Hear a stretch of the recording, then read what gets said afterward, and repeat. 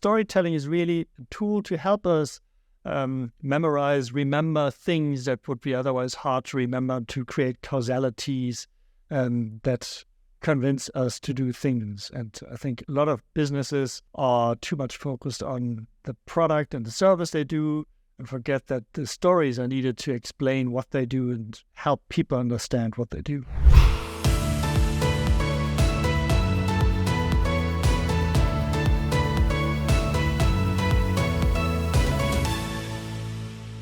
Welcome to the EO Media House podcast series on AI and entrepreneurship. My name is Robert van Zwart and I'm a member of EO Netherlands. Today's guest is Simon Chappuzeau. He is the managing director of Storylux and a member of the MapperBridge chapter. In this podcast, we will discuss how AI can help you become a better writer and how to write better posts for LinkedIn, blogs, articles, and stories. Simon, welcome to the show. Thank you. Thank you for having me. I'm so excited to be here with you. What does Storylux do? Storylux, we do stories. So we ghostwrite for business owners and we train teams to write for their bosses, for themselves. So it's training and ghostwriting for small companies. And ghostwriting because they cannot do it themselves or they don't have the time for it? Well, there are a number of reasons. You can learn it. The question is, do you want to learn it? If they can do it, then the other consideration is that you probably have a different perspective if you have an outsider. So what we often see with, I speak from experience, EO style, it's hard for me to write about or for myself because I have a very limited perspective of who I am and what I do. And whenever I speak with other people, they're sort of like fascinated by things that I think are totally boring. And the same with ghostwriting. We, as an outsider, can better understand what facets of a person are interesting to the audience. So it's easier for us to ghostwrite and to get better responses because it's just more interesting than if they were to write themselves. What is the role of storytelling in entrepreneurship and in strategy in general? Well, I think it has many levels. One, it is much easier to absorb information if we are presented that information as a story. And I see you have a bass guitar in the background, so you have a musical sense for music. You like music, I assume? I do like music, yeah. So if you look at the sound pattern of a road on like an oscillograph, you just see sort of sound waves, and you see something similar if you look at music. And so sound without structure is just noise, and sound with structure becomes music. And it's the same with information. If information has a structure, it becomes a story, and we can remember a story. And the same with music. If the music has a structure, it becomes something that we hum, and sort of is a song stuck in our ears. So storytelling is really a tool to help us remember things that would be otherwise hard to remember, to create causalities that convince us to do things. And I think a lot of businesses are too much focused on the product and the service they do and forget that the stories are needed to explain what they do and help people understand what they do. That's the show. So the company comes alive. The company becomes alive, exactly, because you understand what they do. And I think it's also an interpersonal device for the team. I mean, what we often see is the founder doesn't want to talk or doesn't want to post on LinkedIn because he feels like there's nothing to say. And we speak with the founder, and then like suddenly there are all these stories, ideas, and dreams and aspirations that he or she have. And we're like, why don't you put that on LinkedIn so your team sees what's going on in your head? Because then we speak with the team, and very often we hear like, when did you last speak with your boss? And they're like, yeah, like 3 weeks ago or something.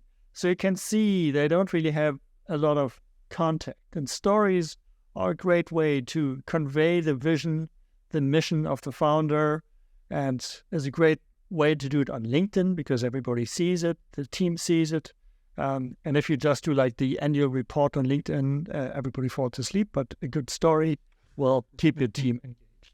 Yeah. So you help the CEOs and entrepreneurs crafting their stories. So what are the biggest challenges they face when writing a good story? Apparently they have all the stories in them, but they don't come out.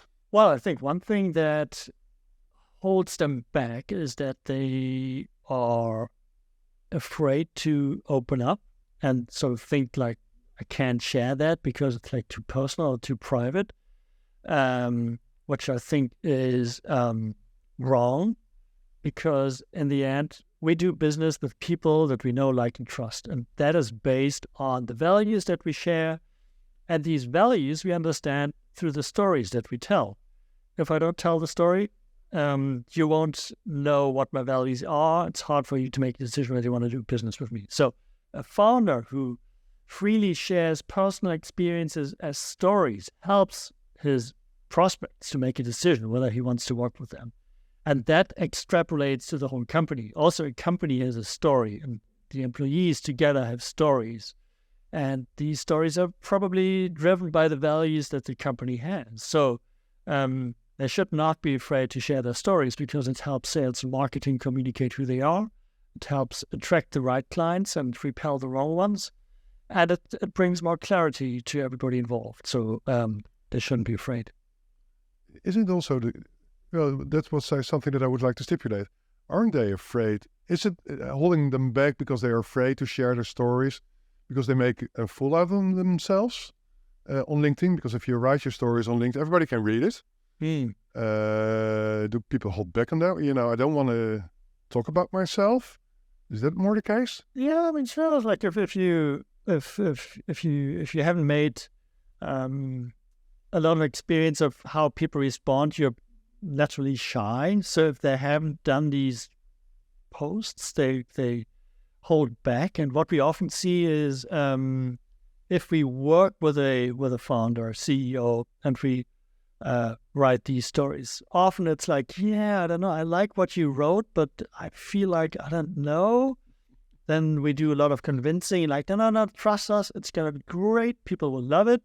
We publish that piece, it gets 50, 100, 150 likes, 10,000 impressions, great comments, and suddenly the founder is like, hey, that was really cool, because I had all these people reach out, and sort of people I hadn't spoken to in a long time, and great comments, and suddenly feedback.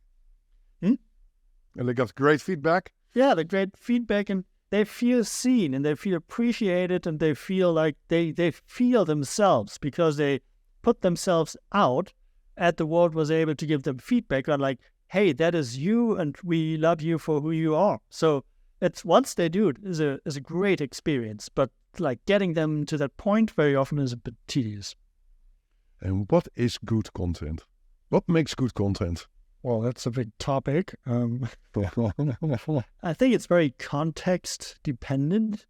So one thing that spontaneously comes to mind, there's a huge difference between content that I do on LinkedIn and content that I do on a web page, because the web page is sort of more the institution, the organization. It's sort of less personal.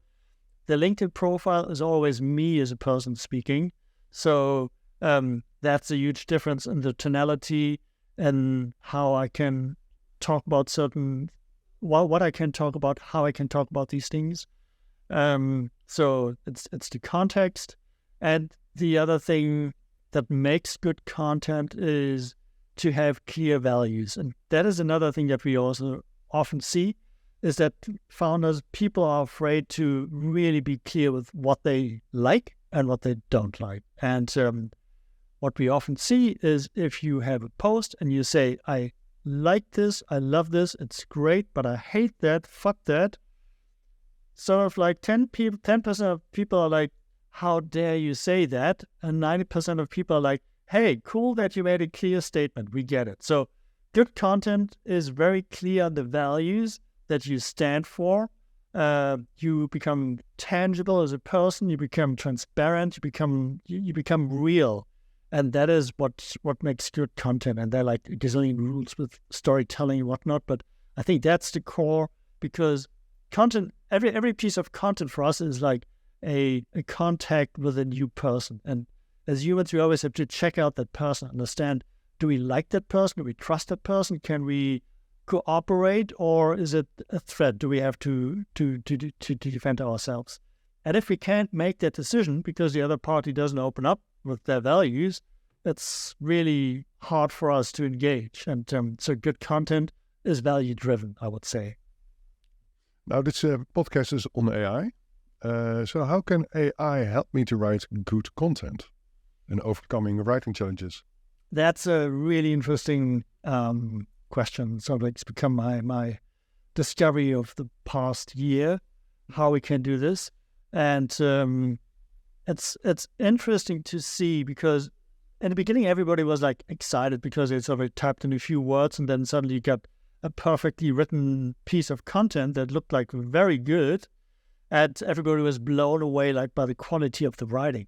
Now, half a year later, after ChatGPT 3.5 stormed the scene, people have grown and understand more about the quality of content. They see that what comes out of ChatGPT or the other tools probably isn't that great. And the reason why it's not great is because the intention of the author, and that's the author is me, the person who writes the prompt, is not clear. If I don't give clear instructions to the system and really say what the context is, what the intention is, what the tonality is, the system can't do that. And in the end, it's the same with bad content to the pre-AI days. We had tons of bad content because the intention wasn't clear, because the context wasn't clear, because the writing was bad. I think we face the same challenges, only it's becoming more obvious now with AI. So it's fair to say that we need to learn to speak a new language, that's speaking speaking with AI systems in order to get the good content out. Yeah, it's a new language. I think the people best suited to speak that language are copywriters. Initially, how come? All the copywriters were like scared to death that they would lose their job, and I was like, also like, okay, that's okay. I don't know, might be, I don't know. But if you think about it, a good copywriter is really good at understanding the audience he or she is writing for, the intention of the piece, and the style.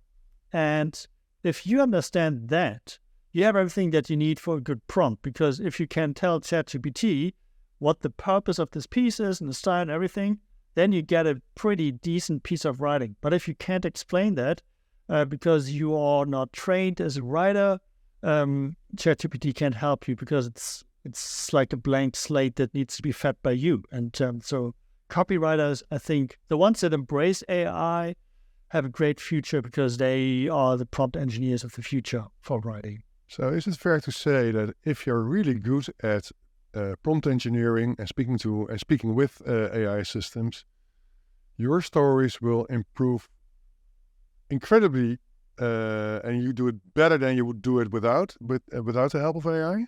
So really grasping it and really understanding and really formulating what you want to get out of it. Does that improve the quality of the text? Yes and no. I think it's more on the time-saving side. So I think that two dimensions. One is before AI, if I have to write a piece of text, I have to understand who am I writing this for, what is the context, what is the intent, and all of these things. And for that, we've developed these buyer personas with the tedious interviews that everybody hated. And then probably there's sort of like a bit lacking in like information and all that, but so we had something.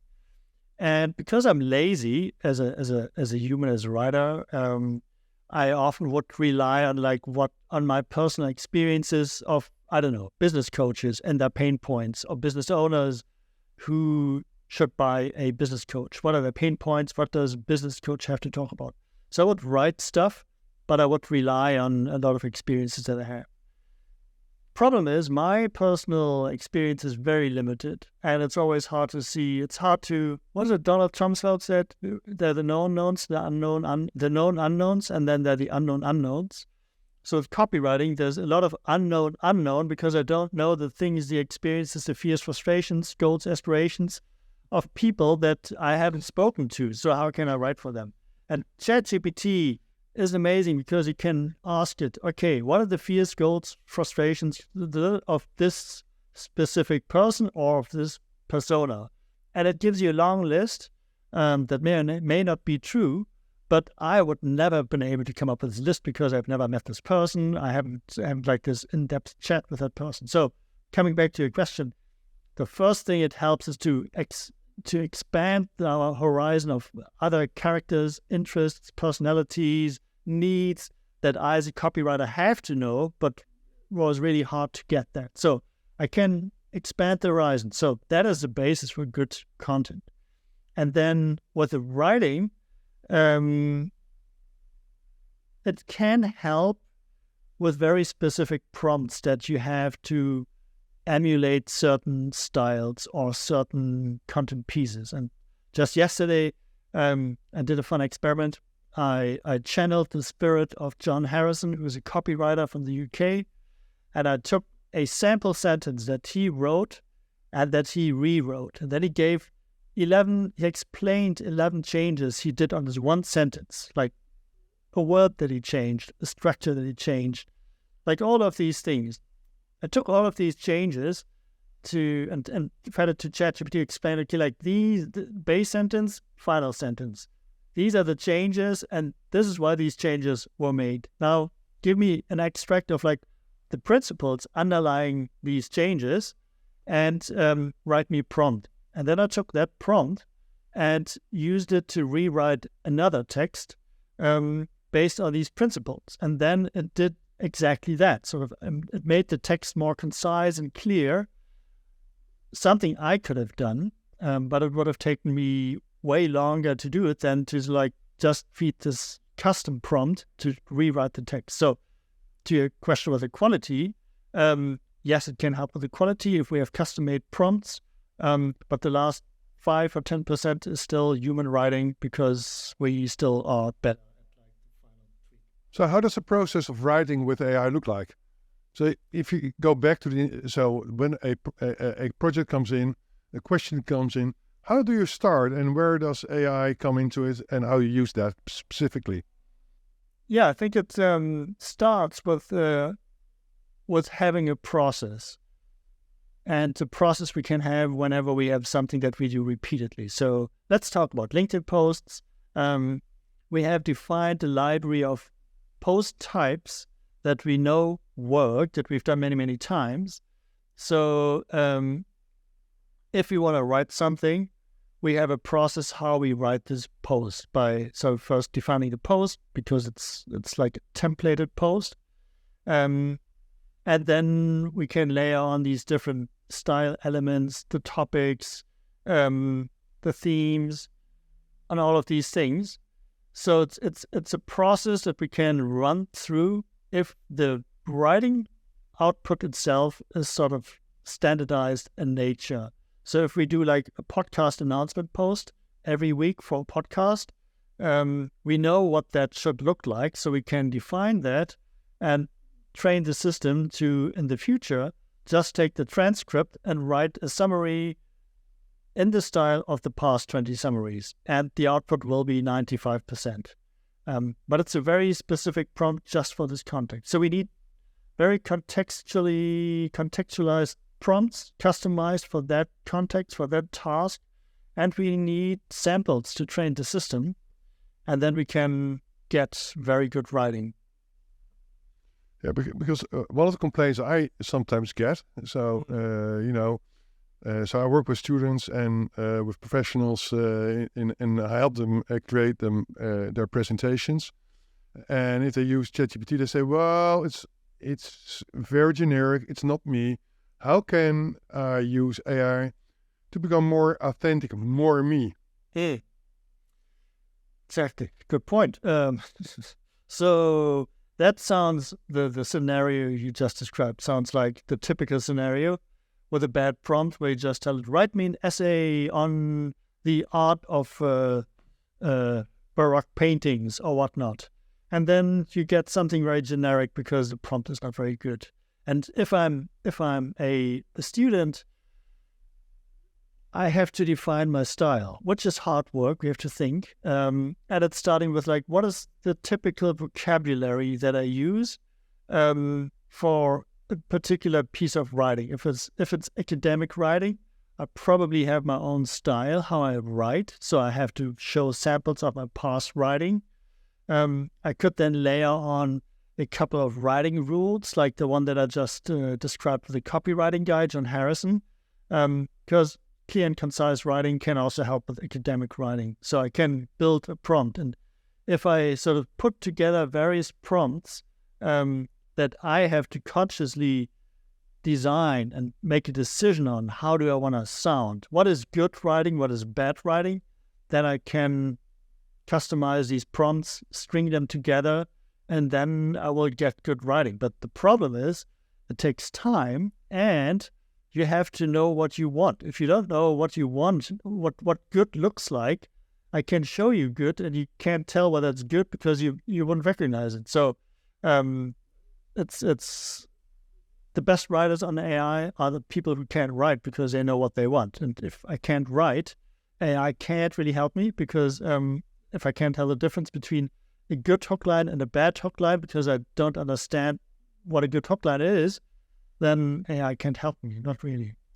So there's light at the end of the tunnel for lecturers and professors in high schools and universities for adapting. So basically it's a quest for don't deny the existence of chat, encourage it, and encourage your students and your learners to use it properly because they can learn from it and they become better writers and better communicators. Yeah, so I think we have to change the curriculums and how we train and learn and teach. All, I think, still around the same idea of training how we think, training our cognitive abilities, but the tools change. And now if you get a piece of writing from ChatGPT, it's up to me to analyze it and to decide, is that what I wanted to say? Or if not, what is it that I wanted to say? Which I think is still a complex task that requires a lot of skill. And so the skill might now change from learning the basics of writing to learning the basics of intentionality and purpose and quality. And that is something that I think universities and schools now have to adapt, because if they give the old tasks from last year, the students cannot cheat because it's not really a challenge anymore. And there's also a thing called humor. How can I get you? How can I? You can. Just today. I don't want to become a stand-up comedian, but I could use some humor in my writing. You can, yeah. So same thing here. It's like if you want to have some humor, I just did it today. My post today, I was like falling asleep reading my own post, and I was like, okay, make it more funny, and then sort of gives you some bad jokes, and then I was like, okay, right, give me something in the style of Eddie Izzard, and then it, funny enough, sort of emulated the vocabulary, but sort of like the jokes didn't really come through because Eddie Izzard has a lot of sort of like situational, facial humor and sort of like longer stories. And then I asked it to do Trevor Noah style, and then it was much better, and it gave me actually a funny headline because today I did a post on filler words. So you'd rather not say I'm very happy, you just say I'm happy because it's stronger. So the whole post was about removing filler words, and then ChatGPT, after me telling it write me something in the style of Trevor Noah, it says, well, filler words are like Beyonce and the backup dancers. She doesn't really need them because she's good enough. So it was funnier when it was written down. I can't record it, but it was actually kind of poignant and it was funny. And again, the same thing. You have to give context. You have to be very specific with what you want. and then you get variations and you fiddle around. But I'm not very funny, and I would never have come up with Beyonce line myself. So I was like, hey, that's cool. Okay, good. So what are the tools that you would recommend at least to test and to work with to get the best output, or to at least to give good output? I'm probably not the best person to ask that because I'm mainly using ChatGPT, so I haven't done like a big comparison like different writing tools. And I only speak for writing tools because that's the only tool that I use. I understand other tools have bigger, what is called a context window, so you can feed it more content. Frameworks. What we can do with ChatGPT, so I can't really tell you much about that, honestly. So, well, let's be frank.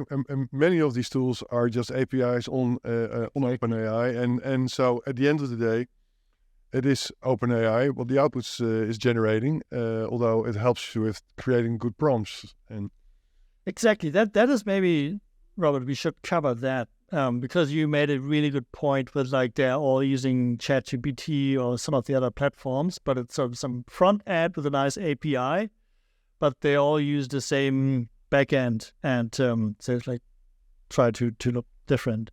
And in the end, I don't know how many sort of like ChatGPT open AIs there are, but it's not like that many. And all these AI tools that we see pop up left, right, daily posts with like use these hundreds a day. Yeah, like hundreds of new AI tools. Well, they all use the same backend, so that's sort of like an illusion. But I think the really important thing is with if you use Jasper or all of these writing tools, they promise to do the writing for you, and I feel like they're almost like a straitjacket because you sort of like you get your headline or get like this cold email. It's like these very specific things, and what it essentially does is use OpenAI with sort of customized prompts for these windows, and I as the user get to fill in like these 3 variables, and then I get this output, and it's sort of very limited. It's like almost like telling me I have to paint a picture with like 16 colors, and I can't use all 32 million colors because I can only have these 16, and then I'm very limited. And I think that's the beauty with prompting. If I prompt myself on ChatGPT, I can customize it, I can change every word, and I will see an impact of the individual words that change the prompt and the output. And that's the beauty of using a customizable system like ChatGPT or all the others. But and the output is as good as you are in prompting. I guess that's fair to say. Yeah, absolutely. If you look at the very near future, ChatGPT had a massive uptake and a massive use. What do you think the 12 months? It's very difficult to say, but what will the future hold in the coming 12 months for entrepreneurs using generative AI in writing and all kinds of other generative AI tools? Always hard to make predictions about the future. The older I get, the less confident I'm getting about any predictions. But the older I get, the more I understand that humans need time to adapt to new things. And as shiny and exciting as many of these tools are, the reality is you are in a company, you have a marketing team, they've done the things in ways for the past years. It's not resistance, but you have to change the habits of how you do things. And now suddenly you have to relearn how you write the boss's post. Now you can do it with ChatGPT. Probably I keep writing it myself because I've done it like that for the past 3 years and it's pretty fast. So the pain for me to learn a new tool is the challenge. And I think that's what is the bigger challenge for many people, that they can change something, but it's sort of like the habits that we have ingrained. And so I think we have a lot of possibilities and opportunities. But I think there was a very good article in The Economist recently talking about the myth. You should check it out. The myth of the S&P 500 index being sort of like completely remade by all these tech giants. And they did a proper research and found that, in fact, over the past 10, 20 years, the companies in the S&P 500 have gotten older, not younger. And there were fewer companies entering the index. So the question then is like, why is that? Why in this age of technology and innovation, where supposedly everything goes faster and faster, how is it possible that these companies are getting older? And the reason they gave was essentially the existing companies, they have a lot of advantages with a distribution channel, with teams that know what they do. It's great to have innovation and new possibilities, but it all comes down to humans changing behaviors around processes that they've learned. And I think the pace of innovation in society is dictated by the ability of people to change their behaviors and not by the ability of technological solutions that are available. So I don't think we're going to see that many changes, to answer your question, but we're going to see interesting changes in areas that we didn't expect. And I think it's fair to say that the human touch will remain important and that nobody should be afraid of losing their jobs. But they need to adapt. Well, they need to use and try to experiment with these new tools and see whether it's helpful to them. For some of them it is. Some of them they probably are still better writers by doing it the old-fashioned way with a fountain pen and a piece of paper, I guess. Absolutely. And I guess, Robert, you and I are probably the same age. I don't know, I went to school in the 80s, was vocation, so you were like prepared to go into some vocation. And I still remember one of my favorite teachers saying, computers are going to take away all these jobs, and there are already computers who can program themselves. And I mean, this is like late 80s. And I guess he had no idea about web designers, web coders, programmers, backend developers, So I think we just gonna see a lot of. I mean, hey, we have now a new job, the prompt engineer. I didn't even know that a year ago. So I guess we're gonna see a lot of new jobs for people who are willing to adapt and learn. It's going to be a very interesting period, I guess, and a lot of changes will happen. In our personal lives, but also in our entrepreneurial lives, I guess. I think we should talk about the stresses that puts on us entrepreneurs. I had a couple of chats with fellow UN members. It was like, I am fucked. I can't sleep anymore. Just now, when I thought I had everything figured out, AI comes and like I have to reinvent my whole business. Yeah, I hear you. It's like, I know the feeling. mm-hmm. Well, that's a very good idea to do another podcast on that. Yeah. Simon, thanks for sharing your insights with us. It was great fun. So it's like having a chat in a restaurant, and that's how I like to see my podcast. And if you want to learn more about how AI impacts your company, you can check out the EO Media House podcast wherever you get your podcast. My name is Zwart, and until next time, goodbye. Goodbye.